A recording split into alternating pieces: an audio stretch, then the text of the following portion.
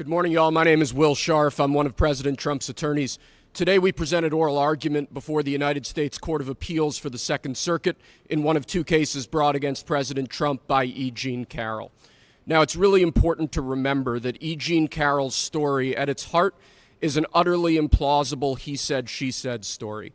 There is no corroboration for anything she has ever claimed about President Trump. There are no corroborating witnesses, as President Trump alluded to. There is not confirmatory DNA. No police report was filed at the time of this alleged incident. She was unable to identify when this incident occurred until quite recently. No surveillance evidence or witnesses have ever been found or come forward confirming any aspect of E. Jean Carroll's story.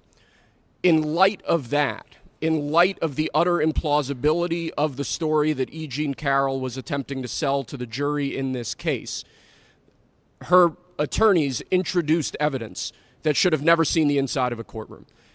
Utterly insane efforts to introduce propensity witnesses, Jessica Leeds and Natasha Stoynoff, most notably, in an unfair and improper effort to buttress E. Jean Carroll's failed attempt to assault President Trump.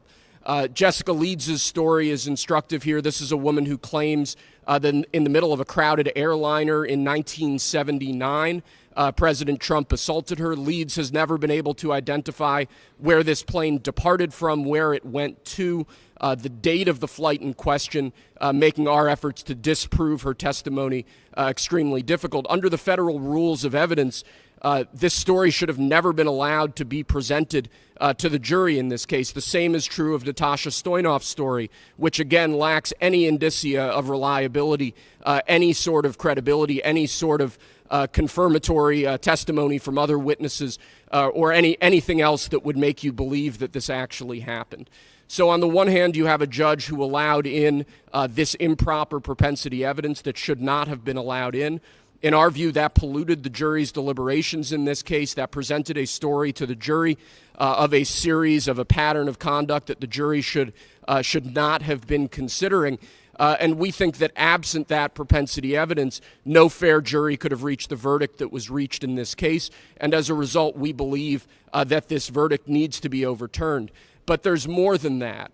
In addition to this improper propensity evidence, President Trump and his trial team were prevented from cross-examining E. Jean Carroll and other witnesses on crucial issues in particular relating to political coordination and the political motivation behind this entire lawsuit.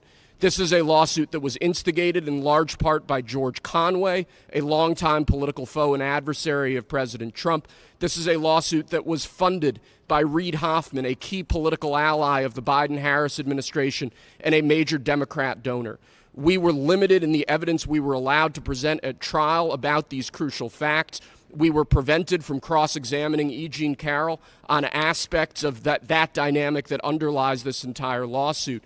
And that, too, unfairly corrupted the jury's deliberations in this case and requires reversal of the jury verdict. I think this political coordination point is particularly important, though. It's important to emphasize because what we have seen in the last few years is a weaponization by the Biden administration and by their political allies of our legal system and of our courts to unlawfully, unconstitutionally interfere with President Trump's core First Amendment right to run for president. That is a right guaranteed to him by the Constitution. That is the right that his political opponents are attempting to strip away from him.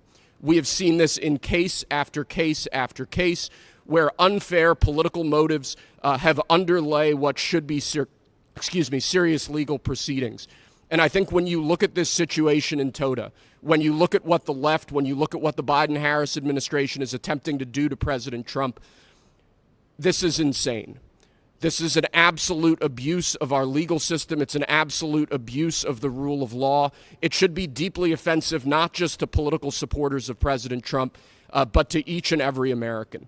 With respect to today's appeal, we are hopeful that the Second Circuit understands what's at stake here. We are hopeful that the Second Circuit understands what occurred during this trial, which was an improper use of evidence to buttress E. Jean Carroll's entirely meritless claims on the one hand, and an improper exclusion of evidence that would have informed the jury about the true motivation behind this lawsuit and that we believe would have resulted in a very different verdict. Thank you.